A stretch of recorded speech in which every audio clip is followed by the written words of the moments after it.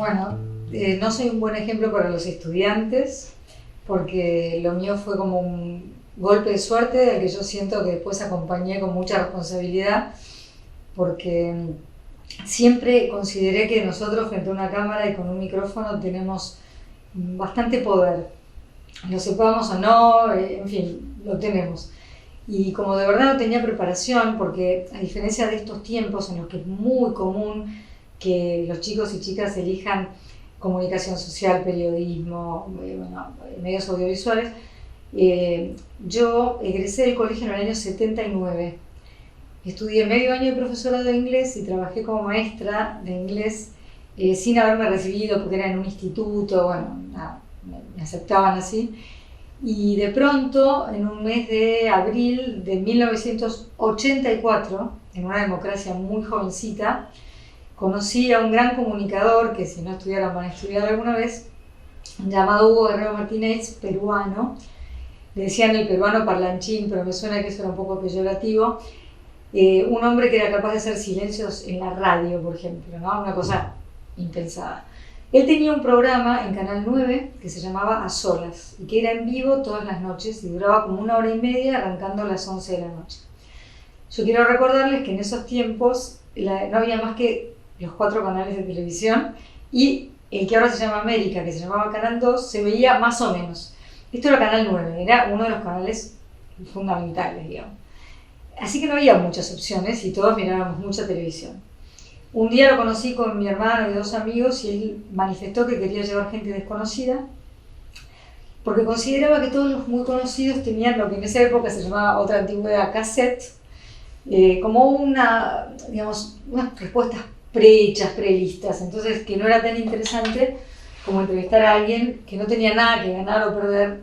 Bueno, mi hermano y sus amigos que estudiaban Derecho en ese momento arrugaron, como se dice en la calle, no se animaron. Y yo dije, pero qué tontos, pero no porque yo me imaginara que yo tenía algo para contar. Pero él dice, entonces tú venderías. Sí, lo que pasa es que no sé qué hablarías conmigo. Bueno, quedó así, tomó el teléfono de la casa de mis padres, donde yo vivía, o sea, no había en esto una intención de él de salir conmigo, estaba su hijo involucrado en la producción, mi hermano, es decir, aclaro esto sobre todo por los tiempos, aquellos, que en los que podía ser que él quisiera mi número, nada más que para salir conmigo. Bueno, nunca me quiso ver, me llamaba y hablaba conmigo, supongo que para saber si yo podía sostener una conversación. Y un mediodía me dice, ¿cómo estás por esta noche? Bien, dije yo. Bueno, puedes venir al canal a las 10:30. Bueno, yo fui, mi vieja se quedó rezando el rosario, no sé qué iba a decir esta chica. En fin, bueno, esta chica que tenía 22, evidentemente me sentí cómoda porque duraba 1 hora y media, era muchísimo tiempo. Y estaba los primeros 45 minutos así y la segunda parte como si hubiera nacido ahí, pero porque se ve que él me hizo sentir muy cómoda. Entonces planos muy cortos, mucha juventud. Y ahí, ¿qué pasó? Algo muy interesante desde el punto de vista histórico y de los medios. Los canales, durante la dictadura militar, se los repartieron entre las distintas fuerzas. Creo, estoy segura de que la Armada, o sea, los navales tenían Canal 13, el ejército tendría lo que hoy se llama el 11, y creo que esto era la aeronáutica, no importa, lo manejaban con interventores. ¿Qué pasaba? Ya era hora de devolver los canales a sus dueños originales. ¿De quién era Canal 9? Del zar de la televisión, Alejandro Romay. Se la devolvían. Obvio, la señal que era de él. Entonces, a Hugo Guerrero se le terminaba su contrato a los pocos días de esto que yo les cuento. ¿Qué me pasó a mí? Al día siguiente me saludaban por la calle. Porque el rating yo no lo puedo saber, pero era altísimo, pero no por mí. Lo seguían a él. Que podía tanto entrevistar a Moria una noche, Moria Kazán, otra noche un chico del Balseiro, y otra noche esto, que si lo agarrabas empezado no sabías por qué yo estaba sentada ahí. ¿Viste? Él me pregunta, ¿qué pasó con esto? ¿Qué te pasó con esto? Bueno, sí, le cuento la verdad, me saludan por las calles, no sé qué. Bueno, quiero que vuelvas a venir,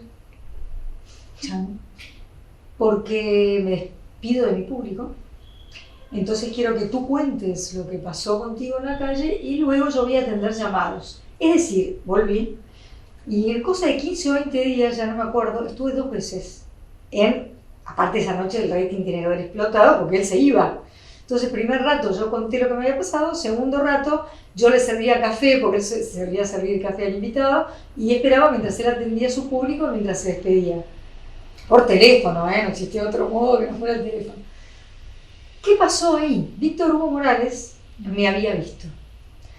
Entonces, al poco tiempo lo convocan a Víctor Hugo para hacer un programa que luego hizo historia en la televisión, que se llamó El Espejo, para que hiciera algo no deportivo, por primera vez. Porque ahora ustedes lo asocian con la política, pero Víctor Hugo era netamente un periodista deportivo.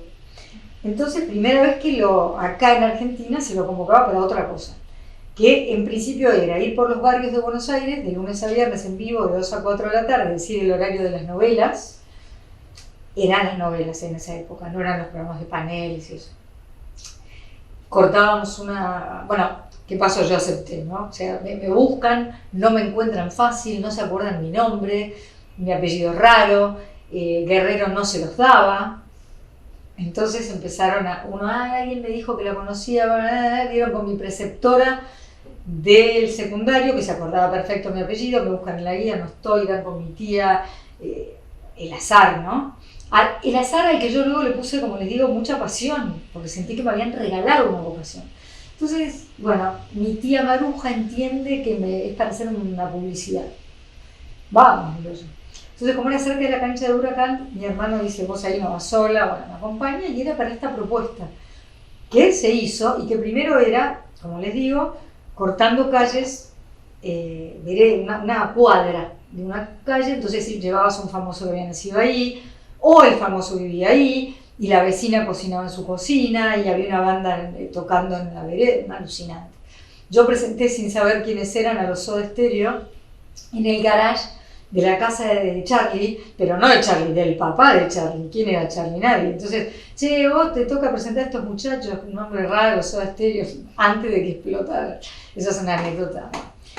Eso era en el barrio River. Y llega el verano y todos los programas solían irse a Mar del Plata. Y Eduardo Metz, que era un gran productor, dice, no, nosotros vamos a recorrer la Argentina. Este muchacho no está bien. Porque en esa época no había las facilidades tecnológicas que hay ahora. Había que montar una parabólica que enganchara con, no sé dónde hay ahora ya me olvidé de tantos años que pasaron, pero como que había una repetidora, como si le dijera en Río Cuarto o en Tandil, no importa. Entonces, alinear una parabólica con otra para que no se cortara la transmisión, era un milagro. Y viajábamos una cantidad en Canal 13, 35 personas, que nos instalábamos en una provincia una semana, a la semana siguiente en otra, y a mí me tocaba hacer un montón de notas que no hacían. Luego se incorporó César Massetti, y ellos no hacían las notas de las 6 de la mañana, o la noche, o la vieja pobladora que vivía solita, me tocaban a mí. Y eso fue una escuela tremenda. Recorrimos toda la Argentina, eso fue para mí una escuela de vida y de profesión. Salté después de ahí a un programa, algo lo hicimos en la televisión pública que se llamaba TC. Yo ahí me bajo porque no daba más de esa vida, no podía más, y no lo hago más. Y después hago un programa que duró unos meses, pero también fue una escuela que se llamaba Libremente, que el productor era Roberto Monfort, muy bueno, y yo con 4 varones, Jorge Rossi, que ya murió, Guillermo Mazuca, Mayorens, que ahora trabaja dentro de la tele pública, pero no dando la cara, y Daniel Dátora, que es dramaturgo, director, amoroso. Todos varones y yo. Los fines de semana, ahí sí, Mar del Plata, en el verano, y ahí trabajé con Mateico. Entonces eran escuelas que se me sucedían, y luego vino otra gran escuela para mí, que considero como la universidad, que fue trabajar con Los Badía, con Juan Alberto, en Imagen de Radio, de lunes a viernes a la madrugada, de 12 de la noche a 1:30, 2:20 en vivo, y un equipo precioso con Luis Fuxan, que el pobre también murió, María Esther Sánchez, una gran locutora, a veces estaba Adolfo Castelo, a veces Pepe el de ayer, también estuvo Quique Wolf en Deportes, había elencos rotativos, pero los fijos éramos Juan Alberto, María, Luis y yo. Aprendí, como dicen ahora, una bocha. Y ahí fueron varios años, como del 97 del 87 al 91. Y los considero años de oro de la televisión.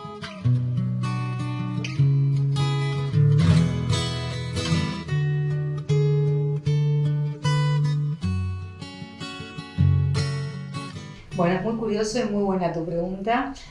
Imagen de radio fue una loquísima idea con Alberto Badía, que adoraba la radio, ¿no? De hecho era un hombre de radio, era un gran locutor.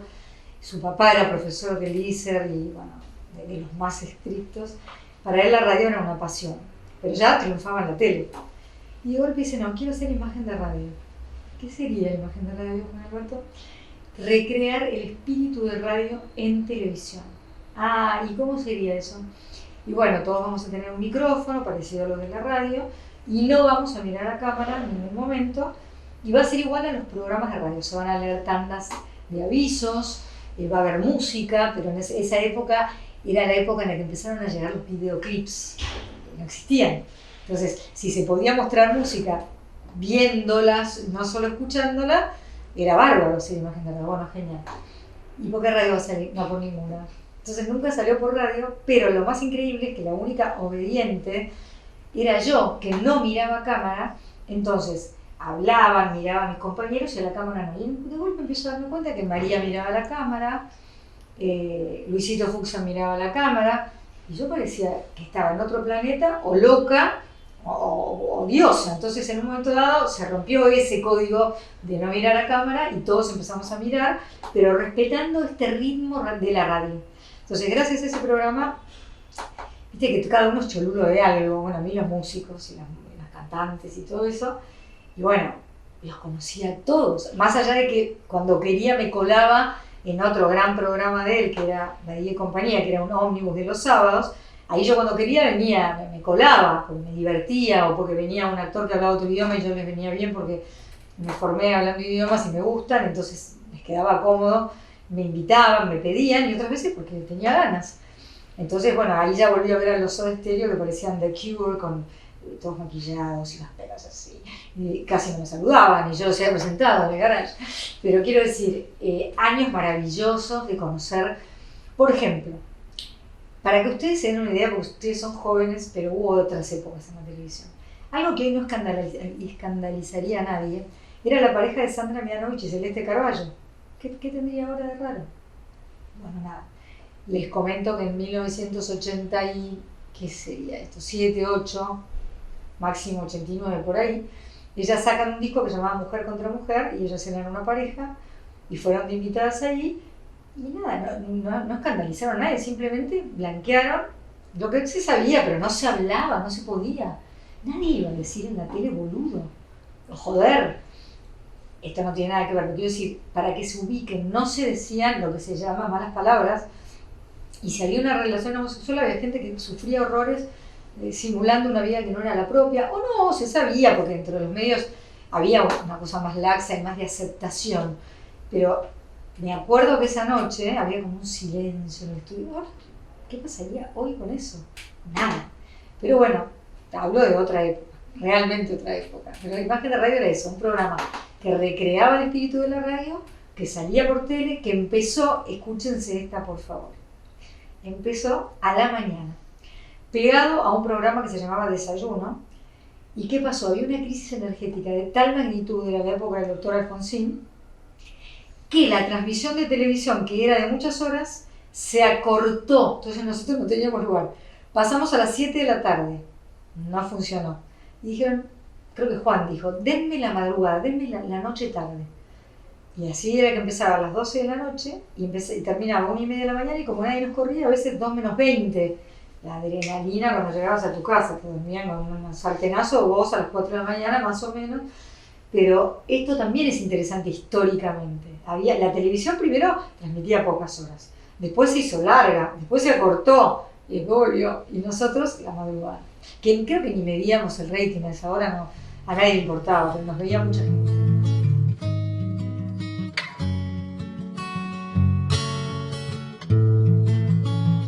Con Badía yo siempre digo algo muy parecido, y porque voy a decir otra cosa si es la verdad. Juan Alberto era un gran maestro sin proponérselo, porque yo digo, es igual que cuando vos sos padre o madre, tus hijos te van a mirar más que escucharte. O sea, si vos lo que decís no lo cumplís, bueno, es un doble mensaje que enloquece, o que por lo menos no genera respeto.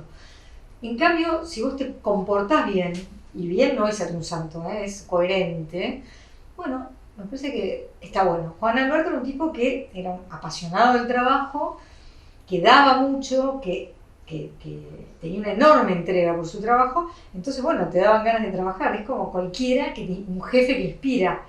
Pero además, y esto es lo fundamental que repito siempre, él nos dejaba brillar. Y una luz que brilla, a ver, yo podría probar, ahora tengo miedo de hacer lío con el micrófono, pero si yo apago esa luz, que es alguien que está brillando, y bueno, yo me voy a opacar. Él siempre creyó en el desarrollo del otro, que vos brillaras. Eso es seguridad también, ¿no? Si vos sabés quién sos, el de al lado no es una amenaza, ¿no? Hay una frase del campo que es pisabrote. Con él no era un pisabrote. Si brotaba, te dejaba florecer. Eso es lo que para mí lo define más a Juan Alberto.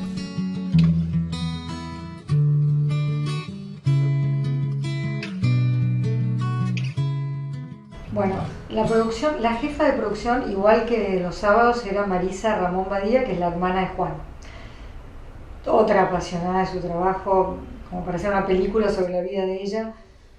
Muy, pero muy comprometida, que consiguió cosas increíbles, no para Imagen de Radio, sino para los sábados, como que Luis Alberto Spinetta volviera a cantar en Muchachos de Papel, que no lo cantaba hace siglos, pero Juan casi se muere porque fue sorpresa. Pero eso es un ejemplo de lo que ella conseguía como productora.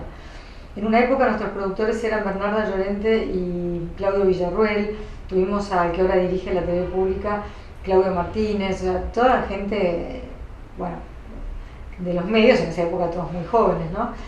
Y no había cucaracha, así que ninguno de nosotros tenía instrucciones por acá, a lo sumo había carteles.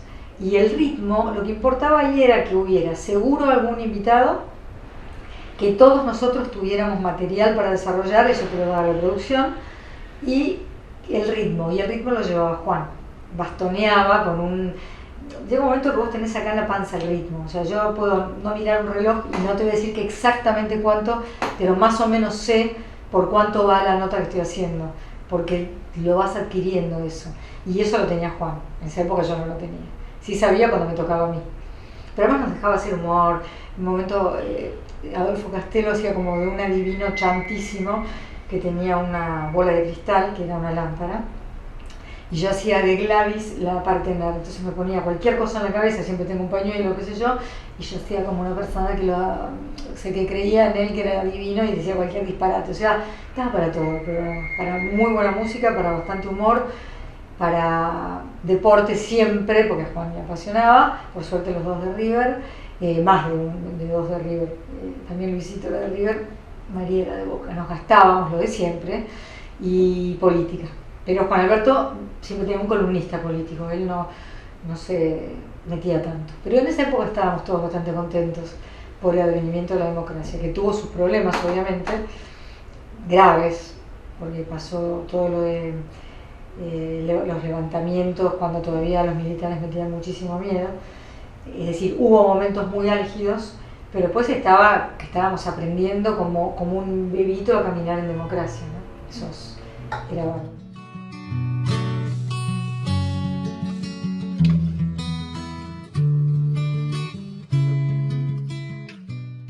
Si soy completamente sincera, tengo que ir un poco más atrás en el tiempo. Yo te podría decir, y te lo digo y lo repito, a mí lo que más me gusta es entrevistar. Puedo entrevistar a alguien muy conocido, o como pasó conmigo cuando empecé, a alguien completamente desconocido, porque siento que todo el mundo tiene una historia para contar. Pero tenía que buscarle la vuelta, y después voy a explicar por qué yo creo que hay un germen de esto. Yo tuve a mi hijo el 14 de octubre del 97. Ahí tomé una pequeña licencia y me dicen que pienso un programa para el verano. Entonces yo digo, a mí me sigue gustando entrevistar, ¿qué puedo inventar para hacer una entrevista diferente? Entonces yo pensaba, ¿qué cosas te llevan a momentos y lugares muy rápidos? Yo digo siempre como una flecha. Los olores, que todavía no se transmiten por tele, y la música. Que vos te subís a un taxi y está sonando un tema de cuando vos eras mucho, a ustedes todavía no les pasará tanto, pero les va a ir pasando a medida que crezcan, aunque ya les puede pasar que algo les haga acordar cuando eran más chiquitos. Y digo, bueno, la música. Entonces, la idea es recorrer la vida de una persona a partir de sus recuerdos musicales. Eso se me ocurre, lo hacemos en enero y febrero del 98, con un piano en vez de una guitarra, con Vane Mianovich, el hermano de Sandra, y ahí quisieron discontinuarlo. La productora era Marta Merkin, que era la mujer de Carlitos Ulanowski en ese momento. Después Marta murió, después tuve otra productora llamada Marta Meke, eso es gracioso. Pero bueno, Marta, cuando el que mandaba en el canal de la mujer en ese momento dijo, no, este era un programa para el verano, ahora ya está. Ella defendió mucho que siguiera y me dijo a mí, vamos a mudarnos de estudio, la excusa dicen que es que no, el piano no, vamos a hacerlo con una guitarra. Y yo no confiaba en que una guitarra tuviera la misma versatilidad que un piano. Pero resulta que hay guitarristas y guitarristas. Entonces con Esteban Bordado el programa fue un éxito y se instaló. Después terminó el canal de la mujer y volvíamos a la puerta de Canal A, que nos dijeron, bueno, probemos. Y en ese probemos fue lo más visto del canal y lo daban 4 veces por día. ¿Y qué más pasaba con eso? Que para que la tele se viera bien vos necesitabas la videocasetera. Me pregunto qué relación tenía cuando empezó el cable, que se instalaba la videocasetera con un cablecito, como si fuera ahora el módem, bueno, eso era la videocasetera. Y el canal A estaba en el número 2 y casi siempre la tele se encendía ahí, entonces te lo topabas el programa, o sea, se volvió como un clásico. Y ahora viene un poco hacia atrás. En el canal de la mujer yo hacía un programa que se llamaba Reconocernos, que era múltiple, ¿no? Podía pasar cualquier cosa, podía venir un día China Zorrilla, una actriz solo, y yo tener un mano a mano con ella. Otro día levantábamos todo el decorado y venía una banda. Otro día, y muchas veces nos ocupamos de HIV cuando nadie hablaba del tema, por eso la Fundación Huésped me distinguió más de una vez y eso me honra mucho. Pero ¿qué pasó? De golpe en el canal de la mujer entró Raúl Becerra, que era uno de los de La Noticia Rebelde, que es otro programa emblemático, y Gerardo Rossini, un joven rosarino. Ahora todo el mundo sabe quién fue Gerardo Rossini, pero yo no sabía. Y entraron a sacudir el canal, como bueno, esto es muy aburrido, hagamos otra cosa. Entonces me propone hacer Confesiones al Oído, que era un confesionario, yo soy católica, no es que me confiese muy seguido, pero es un sacramento. La reconciliación se llama ahora. Hicieron un decorado, y yo me ponía acá, tenía un triage ahí entre medio y venía cualquiera y hacíamos un Confesiones al Oído. Y hasta curas vinieron, y no pasó nada, nadie me retó. Y después cuando yo estaba embarazada y mi panza iba creciendo así, hicimos uno que también fue una idea de Gerardo, que se llamaba El Gusto es Mío. ¿Qué era El Gusto es Mío? Yo me sentaba en el medio y a cada lado una persona famosa y otra, que alguno, después de años en el medio, no conocía al otro y lo quería conocer. Era divino el programa. Porque claro, llamabas a alguien y decías, che, mira, del medio, ¿quién te encanta y no conoces todavía? Tal otro. Entonces llamaban al otro. Bueno, mira, fulana te quiere conocer y te va a conocer en el programa de Silvina. Bueno, después se disuelve el canal de la mujer, como les cuento, o se va, no me acuerdo bien, porque se disuelve después el canal, cuando yo tengo que ir a golpear la puerta de Canal A. Pero bueno, se van, supongo, ellos. Y a mí el hecho de que Gerardo me sacudiera, me sacara de esa zona de confort, que yo odio esa frase porque digo, cuando encuentro el confort déjame que me quede ahí, pero reconozco que existe algo, hay algo parecido a ya está, esto es lo que yo hago, y él me sacudió. Entonces yo creo que Letra y Música, que fue realmente una idea mía, no se me hubiese ocurrido si él no me hubiera sacudido. Entonces le debo eso a Gerardo Rossini.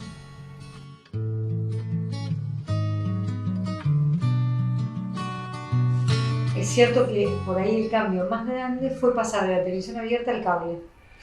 ¿Y cómo fue eso? Tete Cousteau tenía un programa en el canal de la mujer, me invita, me hace un reportaje, y yo digo, ¿cómo me gustaría trabajar acá? Y ella en los veranos se iba a Uruguay porque tenía un compromiso laboral allá y me proponen reemplazarla, pero claro, su programa se llamaba Tete, entonces le pusieron otro nombre que se llamó Reconocernos, también se pensó que iba a ser muy breve y duró años. Entonces las autoridades del canal dijeron, sí, qué interesante sumar a Silvina. Estaba Mónica Gutiérrez con su programa, que era más de tinte político, Tete más misceláneo, pero a su manera, entre yo, con mi Reconocernos, que les cuento, y había uno de cocina y uno que era como un noticiero donde debutó Juan Pablo Barsky, que hoy es un gran periodista, porque su madre tenía que ver con BCC, porque ahí había, en esa época había dos cables, Cablevisión y BCC, que se llamaba Video Cable Comunicación. Y Video Cable Comunicación tenía su propio canal de contenido propio. Y entonces ahí me tocó a mí debutar. en ese canal de la mujer.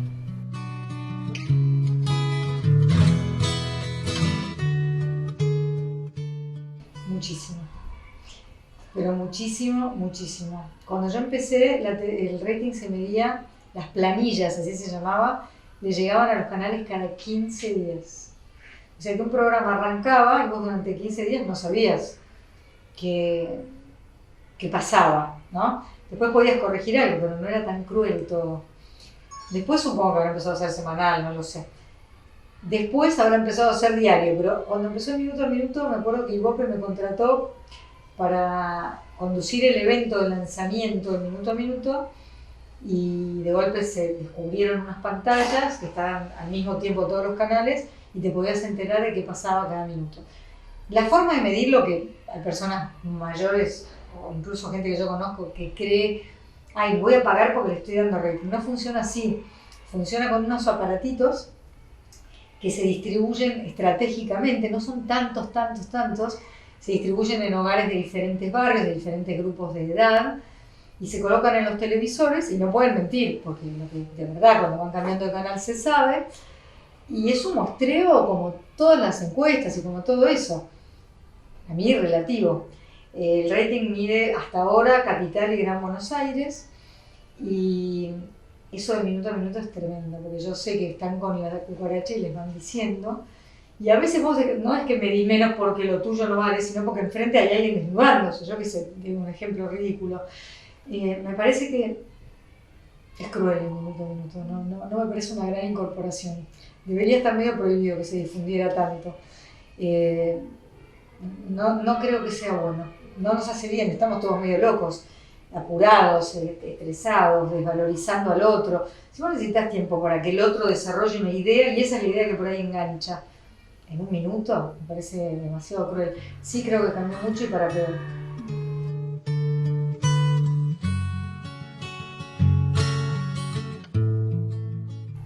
Mira, cuando yo empecé en el medio, como les conté al principio, era un milagro que transmitiéramos en vivo y no se cortara desde una provincia. Ahora con un teléfono, ustedes vinieron muy bien preparados y por eso los quiero felicitar, en todo sentido muy bien preparados. No corten esta parte porque yo tengo autoridad para decir que están trabajando con mucha seriedad, con muy buenos equipos y con mucha responsabilidad. Pero la realidad es que hoy salís con un teléfono y haces una producción, lo podés hacer. En nuestra época era...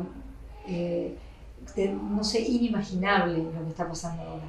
Por ejemplo, que pudieras mirar un programa a la hora que se te antojara, que pudieras, por ejemplo, nosotros mirábamos, uno de mis primeros recuerdos de la tele tiene que ver con Titanes en el Ring, que veía con mis hermanos. Si vos no habías visto Titanes en el Ring, creo que era el domingo a la noche, mejor no fueras al colegio el lunes porque no tenías de qué hablar. Bueno, y no lo ibas a poder ver nunca más. Entonces, toda la evolución tecnológica es muy sorprendente. Poder ahora grabar lo que yo quiero, cuando quiero, y que se suba, y el que lo quiere escuchar acá o en cualquier lugar del mundo, lo escuche cuando quiere, interrumpa, siga, y lo que quiera, era inimaginable. La verdad, estoy feliz. Me siento re moderna, aparte, cuando me dicen, ¿qué estás haciendo ahora? Podcasts. Me siento así, como muy contenta, porque aparte sigo entrevistando, que es lo que me gusta hacer, sigo escuchando, sigo aprendiendo, que para mí es fundamental, porque si no la vida se clausura, si uno dice, bueno, ya está, ya sé, ¿qué es lo que ya sabes? Tienes mucho para aprender. La tecnología no es lo mío, entonces me siento recontra bien y moderna haciendo podcasts ahora. Pero bueno, no era imaginable, para nada, no. Ni era imaginable el cable cuando empecé. Después el cable era lo moderno y lo secundario, era como muy menor. Después el cable creció mucho y ahora los mucho más jóvenes no miran la tele como yo la conozco. Yo la sigo mirando, pero dicen, no, me llega de otra manera el contenido, lo busco, llegan a mí, el algoritmo famoso, que te conoce más que tu mamá, entonces te va tirando. Yo a veces quiero jugar a confundir el algoritmo. Ponerme una semana entera a buscar lo que no me interesa, por ejemplo, llaves inglesas, herramientas, quiero confundirlo, pero después él va a saber, ese va a saber, en nuestra época no.